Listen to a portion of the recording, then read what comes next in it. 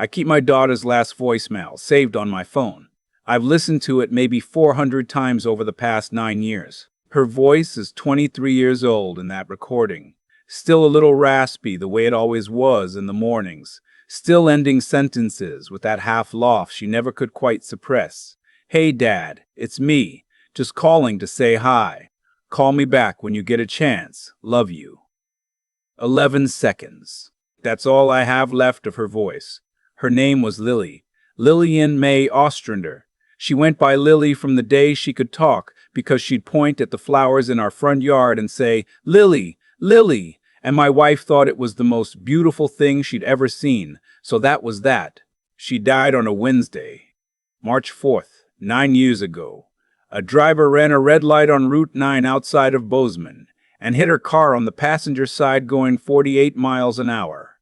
The police told me she likely didn't feel anything. I've spent 9 years deciding whether that's supposed to make me feel better. I identified her body at St. Vincent Healthcare. I held her hand. It was already cold, and I remember thinking that was wrong, that her hands were always warm. She used to grab my arm in movie theaters, because her hands were warm and mine were always freezing. I kept waiting for the warmth to come back. It didn't. We buried her in Sunset Hills Cemetery on a Saturday in March, in the ground that was still half frozen. We put her cell phone in the casket with her, because her mother insisted. She'd want it, my wife said, and I didn't argue. I haven't argued with my wife about much since that day. Some things just don't seem worth it anymore.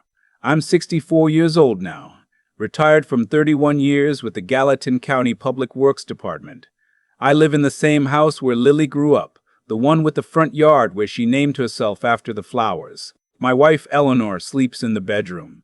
I sleep in the bedroom too, but most nights I end up in the recliner in the living room by 2 or 3 in the morning, because sleep and I have had a complicated relationship since 2016. That's the part of grief nobody tells you about when it's fresh. In the beginning, everyone brings casseroles and sits with you and says the right things. 9 years later, you're just a man in a recliner at 3 in the morning, listening to an 11-second voicemail for the 400th time, and the world has completely moved on without asking your permission. I want to be clear about something before I tell you what happened last spring. I am not a dramatic person. I'm a retired county employee from Montana. I coached Little League for 11 years. I have a Ford F-150 with 187,000 miles on it, and I've never replaced it because it still runs fine. I am telling you this because what I'm about to describe. I need you to understand that when it started, I thought I was losing my mind. And maybe a part of me still does, some nights.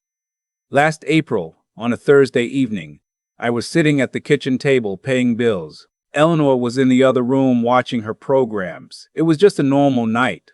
I had a stack of envelopes, a cup of coffee that had gone cold, and my reading glasses that I always lose and then find on top of my head. My phone buzzed. I assumed it was my buddy Art, who texts me fishing conditions sometimes around that hour. I picked it up without really looking. It was a number I didn't recognize. Montana area code. And the message said, "Is this James Ostrander? Do you have a daughter named Lily?" I put the phone down. I picked it back up. I read it again. My first instinct, and I'm not proud of this, was anger. I'd had a couple of scammers over the years try to use Lily's name. There are people in this world who look up obituaries and use the names of the dead to run telephone scams on grieving families, and I had dealt with 2 of them in the years after she passed. And both times I'd had to walk out of the house and stand in the backyard for a while to get my breathing back under control. So I typed back, "Who is this?" The response came fast, faster than a scammer usually works. "I'm sorry to bother you. My name is June. I work at a care facility in Billings. I'm not trying to upset you. I just need to ask you something, and I promise I'll explain everything. Do you have a minute to talk?" I stared at that message for a long time. Then I called the number. She answered on the second ring. Young voice, professional but nervous. She told me she was a social worker at a long-term care and rehabilitation center in Billings called Rimrock Valley Care. She said she'd been working with a patient there for the past 2 years. a woman who had been brought in with severe traumatic brain injury and no identification, found near a gas station off I-90 outside of Billings in the fall of 2017, about 18 months after Lily died. This woman had been unconscious for nearly 4 months. When she came out of the coma, she had no memory of who she was. No ID, no personal items, nothing. The staff eventually called her by a placeholder name. They used Grace because one of the nurses thought she looked like a Grace. And over the years, as her cognitive function slowly improved in some areas but remained impaired in others, she'd been living in this in-between state, legally a Jane Doe, medically stable but not independent, emotionally present but without a past. About a month ago, June told me, she started having what we think are fragments of recovered memory. Small things, a color, a word, a feeling, and last week, she asked for a phone. I didn't say anything. I was standing in my kitchen, and I could hear Eleanor's television in the other room, and I was holding the counter with my free hand. She scrolled through the contacts list, June continued, and her voice was careful, like she was walking on ice and knew it. We don't know how. The phone had been in her personal effects bag since she was admitted. It had been off for years. One of our nurses charged it for her when she asked, thinking it might help with memory retrieval. When it powered on, it still had contacts saved on it, and she looked through them for a long time, and then she pointed to one and showed it to me. "What contact?" I said. My voice didn't sound like my voice. June was quiet for just a second. It said Dad. I sat down on the kitchen floor. I don't remember deciding to do that. My legs just went and I was on the linoleum, and I could feel the cold of it through my jeans, and the phone was at my ear, and June was saying, "Mr. Ostrander, Mr. Ostrander, are you there?" "I'm here," I said. "I have to be very careful about what I say to you," she said. "I can't tell you this is your daughter. I can't tell you that. There are legal and medical steps that have to happen. I need you to understand that. But I could not call you. I couldn't just sit on this. Do you understand?" I understood. I also understood that I was 63 years old and sitting on my kitchen floor, and the world had just cracked straight down the middle. I didn't tell Eleanor that night. I know that probably sounds wrong. We've been married 38 years. We have never kept things from each other, not in any way that mattered, but I sat on the kitchen floor for a long time after June hung up, and then I got up, and I walked to the sink, and I splashed cold water on my face, and I looked at myself in the dark window above the sink, and I thought, if this is nothing, if this is a mistake, if I go in there and tell her, and it turns out to be nothing, it will break her. Again.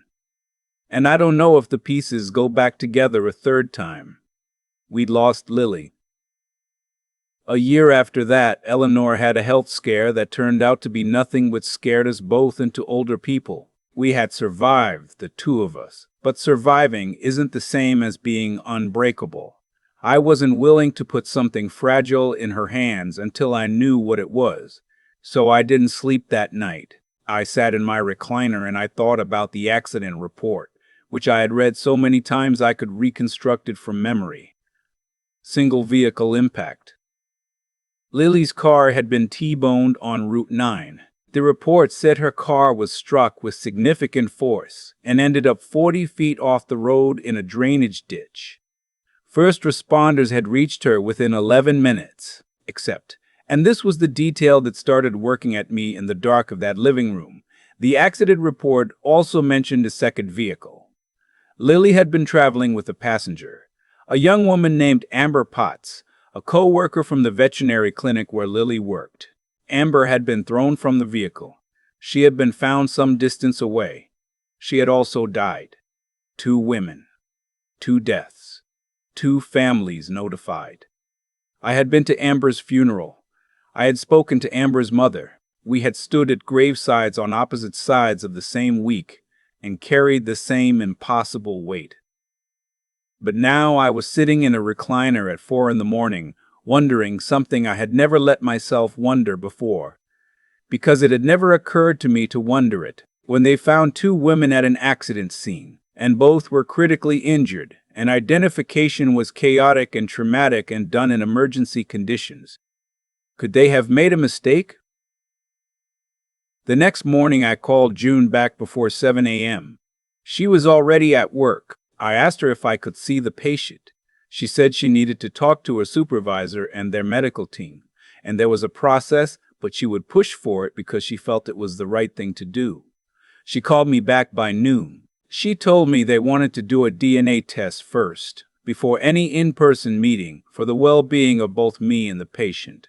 I agreed to that immediately. I drove to Billings the following Monday. It's about a 2.5-hour drive from where I live. I've made that drive hundreds of times over the years. I've never paid less attention to the road than I did that day. I was on autopilot the whole way, just pointed east on I-90, letting muscle memory handle it while my brain went somewhere else entirely.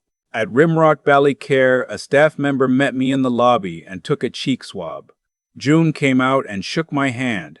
She was younger than she'd sounded on the phone, maybe late 20s, brown hair pulled back, the kind of steady, careful eyes you need for a job like hers. She told me the DNA results would take 7 to 10 business days through the lab they used. "Can I ask you something?" I said before I left. She nodded. "The phone. Her phone. What does it look like?" June described it. Silver case. Crack in the lower right corner of the screen. Sticker on the back, a small one, a flower. I had to look away for a second. Lily had a sticker on the back of her phone. She put it there 2 weeks before the accident. A little pressed daisy, the kind you buy in a pack at the craft store. I had thought it was too delicate for a phone case, but I hadn't said so. I never got to tell her I was wrong. I drove home. I sat in the driveway for 20 minutes before I went inside. Eleanor asked how my day was, and I said fine, long drive, tired. She brought me a plate of leftovers, and I ate them at the kitchen table, and we watched the news and went to bed. And I waited.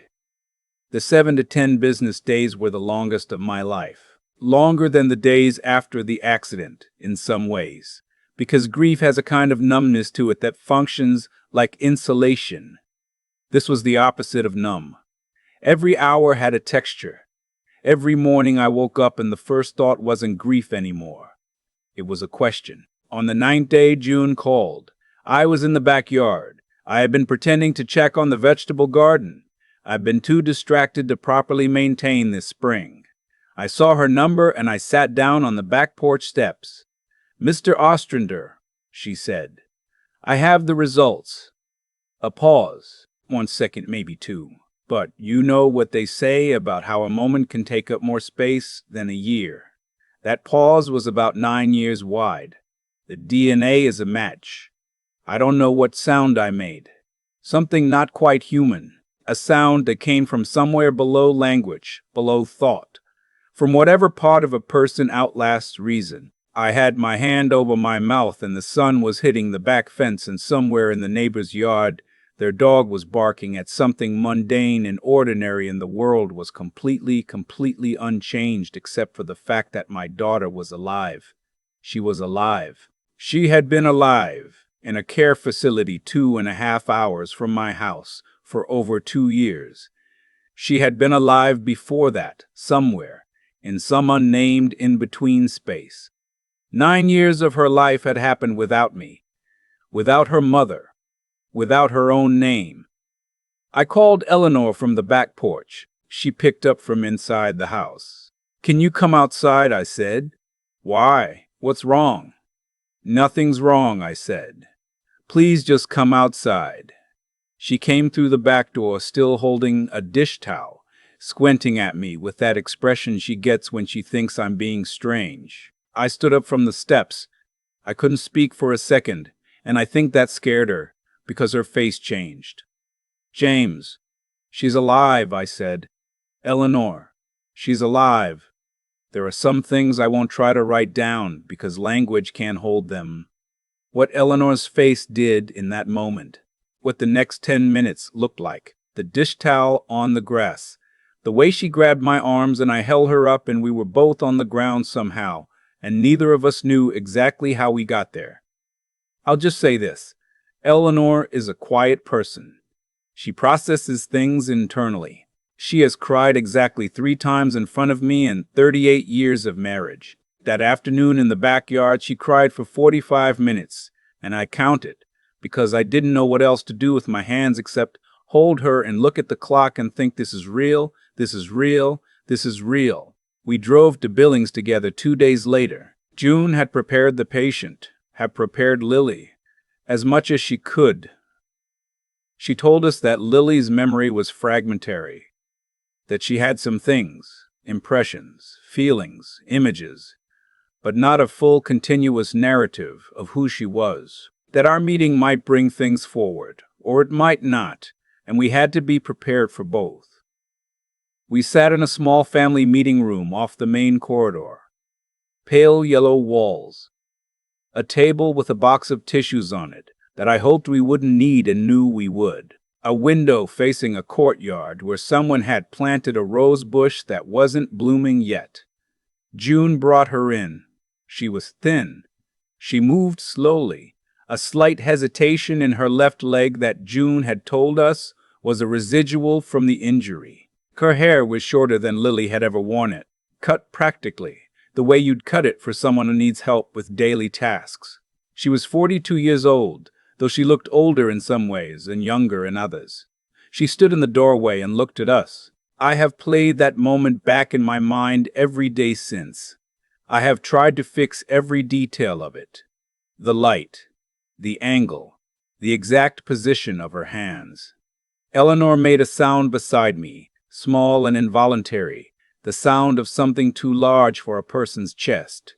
And Lily looked at Eleanor and then at me, and her face did something complicated and quiet, something moving underneath the surface like water moving under ice, and she said, in a voice that was older and rougher and still somehow exactly her voice, "I know you, not you're my parents, not a rush of recovered memory, just that. I know you." 3 words, from somewhere below the level of what the injury had taken, from wherever the body stores the things that matter most.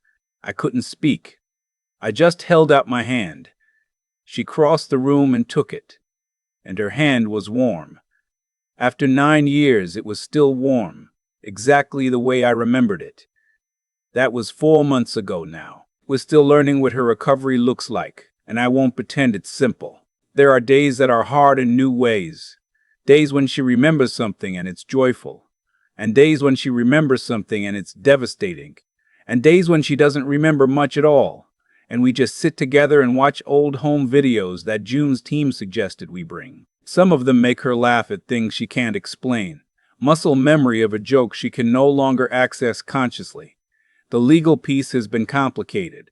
The original death certificate, the DNA evidence overriding it, the question of what happened to the woman who was buried in Lily's place. Amber, we believe, though the families and a forensic team are still working through it carefully, with every consideration for Amber's family, who deserve their own truth and their own grief. I am not going to stand here and tell you I understand why this happened. I don't. 9 years. I think about those 9 years the way you think about a room you could have walked into any time except the door had no handle from the outside. What I know is this: she is here. She is in a facility in Billings for now, working with our medical team, and Eleanor drives there twice a week, and I drive there twice a week, and sometimes we go together and sometimes we don't, because it's what Lily needs more than what we need, and we're trying to be the parents of an adult, not the parents of a ghost. Last month she remembered the front yard. Out of nowhere, mid-conversation, she said, "You had yellow flowers in front of the house." I said yes. She looked at the ceiling for a moment, searching. "I named them," she said. "You did," I said. She looked at me. "Lily," she said, and she smiled. Not the smile of someone remembering a fact, The smile of someone finding a piece of herself they thought was gone. That smile is going to have to hold me for a while. And it will. It already does. The voicemail on my phone is still there. 11 seconds. Her voice at 23. But I've stopped listening to it quite so many times. Because now, twice a week, I get to hear the real thing. And that, it turns out, is more than enough. I've thought a lot about cause and effect since all of this happened. Not in any grand philosophical way. I'm not that kind of person. I'm the kind of person who fixes things when they break and leaves the theorizing to people with more patience for it. But when your daughter comes back from the dead, you start paying attention to the chain of events that made it possible. And what strikes me most is how many small decisions had to go exactly right, and how many years of small decisions almost went exactly wrong. June didn't have to call me. That's the one I keep coming back to. She was a young social worker at a care facility doing a job that didn't technically require her to track down a family whose information wasn't even in the system. She could have filed a report, handed it up the chain, let the bureaucracy move at its own pace. Nobody would have blamed her. Instead, she stayed late, she searched, she found me, and she called. That one act of someone choosing to do more than was required, that's the hinge the whole thing turned on. I think about that when I'm tempted to do the minimum, when it's easier to look away. June didn't look away, and because of that, I got my daughter back. And then there's Eleanor. I didn't tell her for 2 days. I've wondered since whether that was the right call, and I still don't know. What I do know is that I made that decision out of a kind of protective instinct, not to control her, but because 9 years of watching someone you love carry grief teaches you exactly how much weight they can hold at once. That's not wisdom you read in a book. That's the kind of intelligence you earn by paying attention to another person for 38 years. Marriage, real marriage, is just sustained attention. It's choosing to keep looking, even when looking is hard. Lily is teaching me something too, in these past 4 months. She is relearning herself the way a person learns a new language. Slowly, with long pauses, occasionally getting something exactly right in a way that takes your breath away. She doesn't remember everything. Some of it may never come back. And she is not collapsing under that. She is building a life from whatever pieces are available, which is, when I really think about it, what all of us are doing all the time. We are all working with incomplete information. We are all missing years and moments and conversations we can't recover. The difference is that Lily knows it, and she keeps going anyway. That takes a kind of quiet courage that I have a lot of respect for. More than I can say, what I want to say. The thing underneath all of this is that the hardest thing in a long life is not the catastrophic losses. It's the slow drift. It's the way years accumulate and you start to believe that the shape of your life is fixed, that what has happened is what will always be. I had accepted a version of my life that wasn't true, and it took a phone call from a stranger with steady eyes to crack that open. Don't accept a fixed version. Keep the door cracked. You never know what's going to walk back through it.